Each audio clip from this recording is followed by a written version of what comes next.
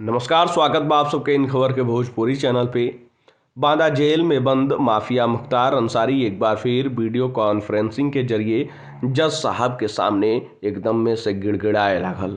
बाराबंकी की कोर्ट में video conferencing से पेश भइल मुख्तार अंसारी जज से फरियाद लगावत हुए बोलल कि साहब हमके काला मोतियाबिंद हो गईल बा, इलाज करा दें। ए पर कोर्ट द्वारा ओके प्रार्थना पत्र देवे खातिर कहल गईल। फर्जी एम्बुलेंस और गैंगस्टर मामला में गुरुवार के सुनवाई होत रहे। बांदा मंडल कारागार के तन्हाई बैरक में बंद मुख्तार अंसारी बाराबंकी कोर्ट में वर्चुअल पेश होके खातिर अपन आंख खराब होखले के बाद जज के बतौलस। कहल गईल कि दाई आंख में काला मोतियाबिंद हो गईल बाटे, इससे देखले में दिक्कत होला। आरोप लगावल गईल कि जेल प्रशासन के दिक्कत बतावल गईल, लेकिन एजा सही इलाज ना करावल जा रहल बा। ए पर जज द्वारा कहल गईल कि एकरा खातिर प्रार्थना पत्र दिहल जाओ।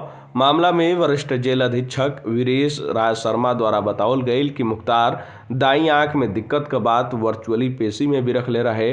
आंख का जांच करावे खातिर सीएमओ के पत्र भी लिखल गईल बा।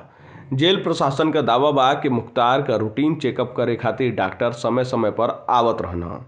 मुख्तार अंसारी के दोहरा हत्याकांड में लगल गैंगस्टर मामला में बांदा जेल से वीसी के माध्यम से बुधवार के भी पेशी करावल गईल। अधिवक्ता के हड़ताल के कारण सुनवाई ना हो सकल। ऐसे में एमपी एमएलए कोर्ट द्वारा अगली पेशी का तिथि 10 जनवरी तय कर दिहल गईल।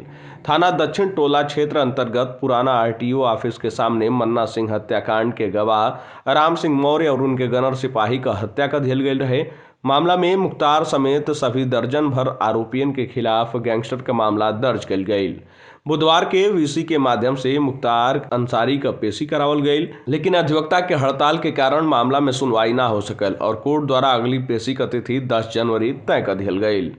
खैर, जानकारी में इतना ही। देश दुनिया से जुड़ल तमाम खबर देखे खातिर आप सब जुड़ल इन खबर भोजपुरी के साथ। धन्यवाद।